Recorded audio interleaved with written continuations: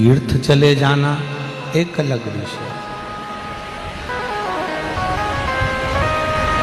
मंदिर चले तो गए, कथा में चले तो गए, तीर्थ चले तो गए, पर वहां अपना ये हृदय, अपना दिल, अपना चित्त, अपनी वृत्ति, अपना मन यदि भगवान से नहीं लगाया तो फिर मंदिर जाने से या कथा में जाने से या तीर्थ जाने से कौन सा फायदा है।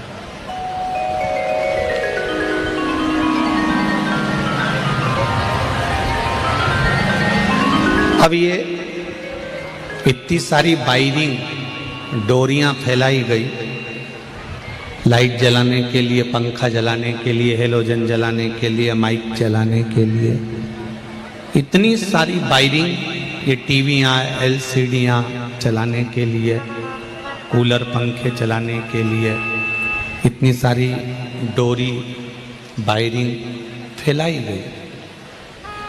खूब लंबी वहाँ तक वायरिंग करी गई, डोरी फैलाई गई, पर उस डोरी का कनेक्शन यदि प्लग से नहीं जोड़ेंगे तो इसमें करंट आएगा क्या? बोलो तो जम के नहीं आएगा। प्लग में ये वायर का कनेक्शन जोड़ा तो करंट आना चालू हुआ। करंट आया, पंखे चले, लाइट चली, माइक चला, कूलर चले। जब उसमें फैला रहा तो बहुत फैला लिया, डोरी भी बहुत लंबी डाल ली, बहुत लंबा लेकर चले गए कनेक्शन को, पर वो कनेक्शन को प्लग से नहीं जोड़ा तो वायरिंग फैलाने से कोई फायदा नहीं है। उसी तरह तुम मंदिर भी चले गए, लोटा भरकर पानी भी ले गए, पूजा की थाली भी ले गए, 5 दिए 6 दिए रखकर भी ले गए, भगवान शंकर के मंदिर में बेलपत्र भी ले गए, चावल का दाना भी ले गए, शिव महापुराण सुनने के लिए भी चले गए, तीर्थ में दर्शन करने के लिए भी चले गए, पर आपका मन, आपका चित्त, आपकी वृत्ति, आपका दिल, आपका हृदय अगर भगवान से, उस भगवान के स्वरूप से, उसके पिलक में ये मन अगर नहीं जुड़ा तो फिर काम भी नहीं हुआ, ये निश्चित है। पंखा नहीं चला, लाइट नहीं जली। इस मन को परमात्मा से लगाना पड़ेगा।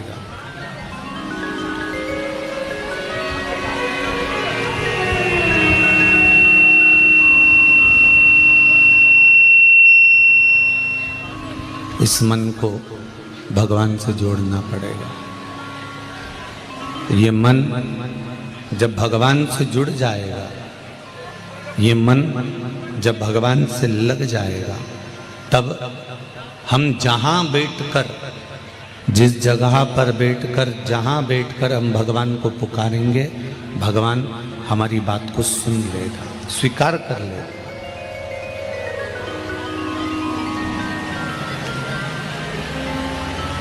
शंभु शरणे पड़े मांगूंगा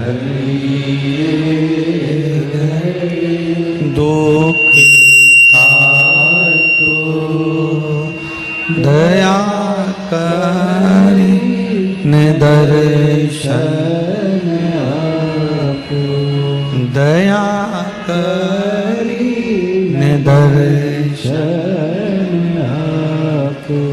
आप जहाँ बैठेंगे, जहाँ भगवान को पुकारेंगे, जिस जगह पर बैठकर, बेस कम कर दो, जिस जगह पर बैठकर हम परमात्मा को पुकारेंगे, जिस जगह पर बैठकर हम भगवान को पुकारने का कर्म करेंगे, फिर भगवान सुन लेगा,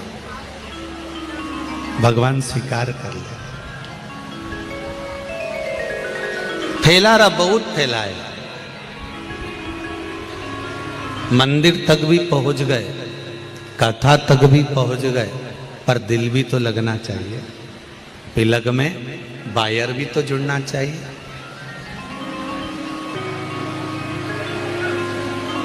एक बात बहुत ध्यान से सुनना। कई लोग कहते हैं गुरुजी हमारा बहुत कठिन समय चल रहा है, बहुत दुख का समय चल रहा है, बहुत तकलीफ का समय चल रहा है। गुरुजी हमारा बहुत कठिन समय चल रहा है, बहुत दुख का समय, बहुत कठिन समय।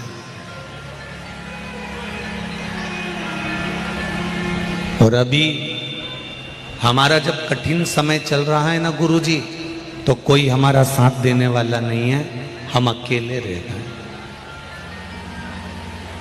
हम अकेले।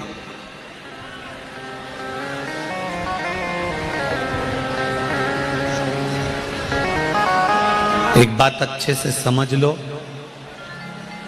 कठिन समय में, दुख की घड़ी में, परेशानी में, टेंशन के समय पर आप अकेले क्यों रह जाते हो? परिवार साथ क्यों नहीं देता? कुटुंब साथ क्यों नहीं देता? रिश्तेदार नातेदार साथ क्यों नहीं देते? हमारे अपने इतना बड़ा परिवार है, मामा है, बुआ है, फूफा है, मौसा है, मौसी है, काका है, काकी है, पड़ोसी हैं, रिश्तेदार हैं, साला है, साली है, सारे रिश्तेदार भरे पड़े हुए हैं। जब दुख का समय आता है, तकलीफ का समय आता है, कष्ट का समय आता है, तब हम अकेले क्यों रह जाते हैं? हमारा परिवार अकेला क्यों रह जाता है? क्योंकि भगवान चाहता है कि दुख के समय में तू अकेला जितना टूटेगा, जितना कष्ट झेलेगा, आने वाले समय में तू उतना बलवान बनता चले जाएगा, उतना प्रबल बनता चले जाएगा।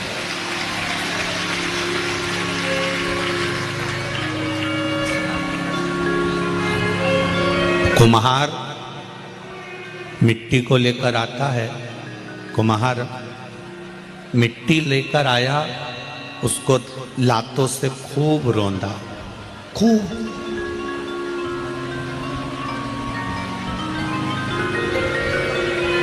कुम्हार ने मिट्टी को खूब लातों से रौंदा, खूब मसला, खूब मला, खूब छाना, खूब पानी मिलाया, पाँव से रोनता रहा, रोनता रहा, रोनता रहा।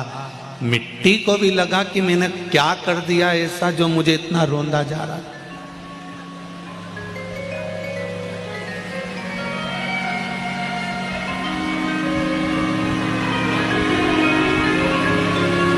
ऐसा मैंने करा क्या?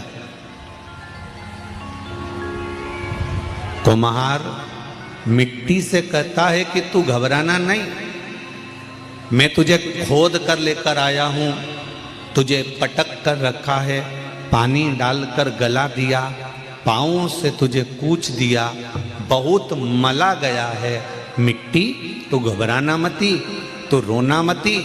आज जितना तुझे दुख दिया जा रहा है, आज तुझे जितना तकलीफ दिया जा रहा है, आज तुझे जितना कष्ट दिया जा रहा है, उस कष्ट को तू परमात्मा का नाम लेकर सहती रहना। अगर तूने सह लिया तो चिंता मत करना, मैं मिट्टी का बर्तन बनाकर, तेरी इस मिट्टी की कोई कीमत नहीं है, पर मैं इसका बर्तन बनाकर 100 रुपए में इस कीमत लगाकर बेच सकता हूं। अगर तूने दुख सह लिया तो तुझे मैं कीमती बना सकता हूं। परमात्मा भी यही कहता है, हमारा भगवान भी यही कहता है कि संसार में आए हो, मृत्यु लोक में आए हो, 2 कारणों से मनुष्य की देह मिलती है। एक कष्ट को भोगने के लिए, जो पूर्व में कर्म किया उस कर्म को भोगने के लिए, और दूसरा भगवान का भजन करने के लिए, दूसरा भगवान का भजन। मत बुरे कर्म कर बंदे, वरना पछताएगा, भगवान की आंखों से तू बच नहीं पाए। शंभु शंभु बेस कम कर दे बाबू। बच नहीं पाएगा। अरे ओ अज्ञानी मत करना नादानी, तेरे कर्म का फल भी तू ही पाएगा।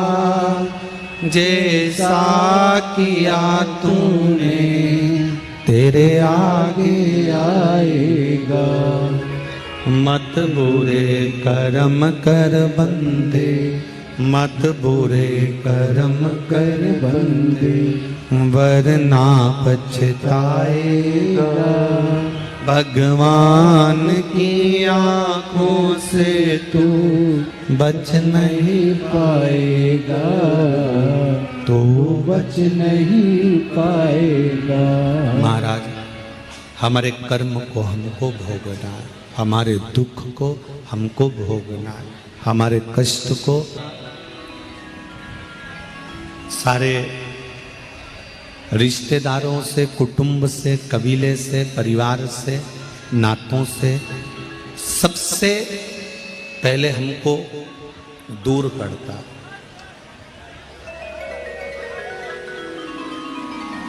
और सबसे दूर करने के बाद में फिर परमात्मा अपने करीब में लेकर जाता,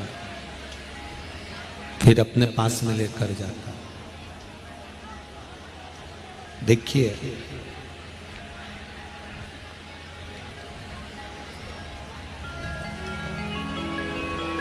संसार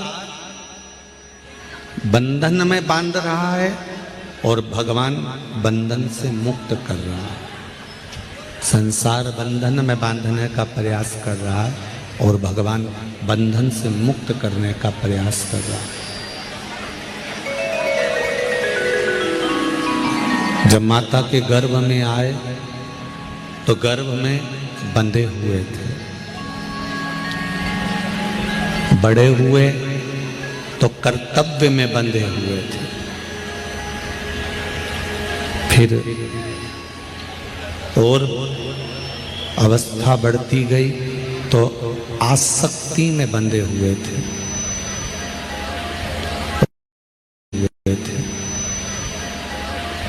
और बड़े हुए तो लेन देन में बंध गए। इससे लेना है, इसको देना है, इन सब बंधनों में हमारा बंधन बनते चले गए। फिर इन सब से छूटे तो प्राण जब गए तो अर्थी पर बांध दिया गया।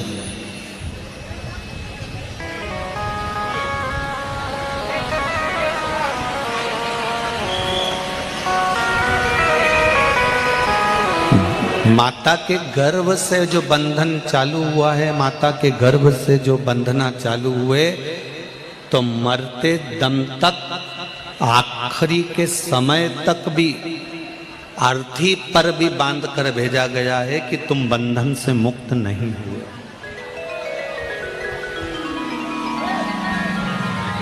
बंधे हुए हो, कहीं परिवार, कहीं कुटुंब, कहीं कबीला, कहीं रिश्ते, कहीं नाते, हमारे अपने, कहीं पराए। इन सब बंधनों में हमको बांध दिया गया, इन सब बंधनों में हमको बांध दिया। ये सारे बंधन हमारे बंधे हुए हैं। और इन बंधनों में बंधे रहने के साथ शिव महापुराण की कथा कहती है, भगवान की कथा कहती है, ये सब बंधन अपनी जगह पर बंधे हुए हैं, परंतु इन बंधनों से मुक्त होते जाने का एक कार्य है, और वो है श्री शिवाय नमस्तुभ्यं। श्री शिवाय नमस्तुभ्यं। श्री शिवाय नमस्तुभ्यं। इन बंधनों से मुक्त होने के लिए पंचाक्षर मंत्र है नमः शिवाय। ओम नमः शिवाय। नमः शिवाय।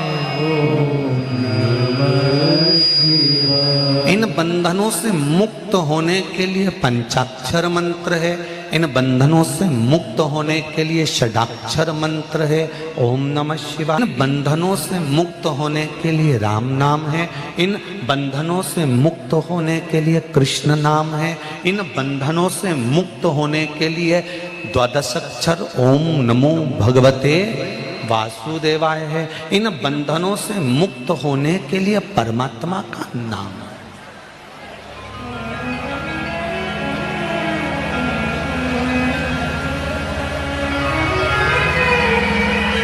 और एक बात अच्छे से अपने ध्यान में रख लो, 84 लाख के बंधन से भी छूटने के लिए तुलसीदास जी कहते हैं कलयुग केवल नाम आधारा।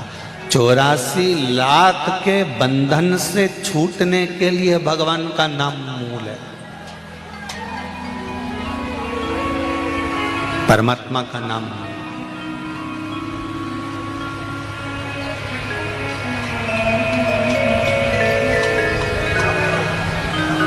बस थोड़ा दिल लगाना पड़ेगा, थोड़ा मन लगाना पड़ेगा। परिवार में रहकर मीराबाई ने कोई वानप्रस्थ लिया था। मीराबाई किसी जंगल में गई थी, मीराबाई ने कोई झोपड़ी बनाकर रहना चालू करा था, मीराबाई ने कोई अपने परिवार को छोड़ दिया था। ना मीराबाई ने परिवार छोड़ा था, ना संत नामदेव जी ने परिवार छोड़ा था, ना रामकृष्ण परमहंस जी ने परिवार छोड़ा था, ना तुकाराम जी ने परिवार छोड़ा था।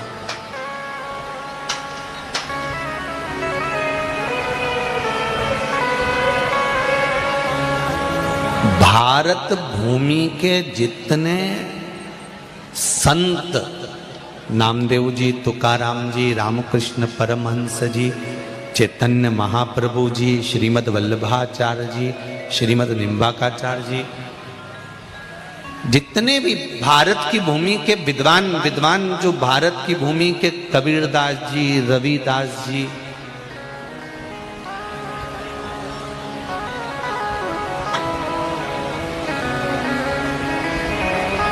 सूरदास जी, कुंभन दास जी, भारत की भूमि के जितने विद्वान संत हुए, इन संतों का चरित्र उठाकर पढ़ना। इन्होंने अपने परिवार को नहीं छोड़ा था, छोड़ा था परिवार को। इन्होंने किसी जंगल में जाकर झोपड़ी नहीं बनाई, इन्होंने परिवार को छोड़कर कहीं तीर्थ में जाकर नहीं रहे, ये परिवार को छोड़कर किसी नदी के तट पर जाकर नहीं रहे।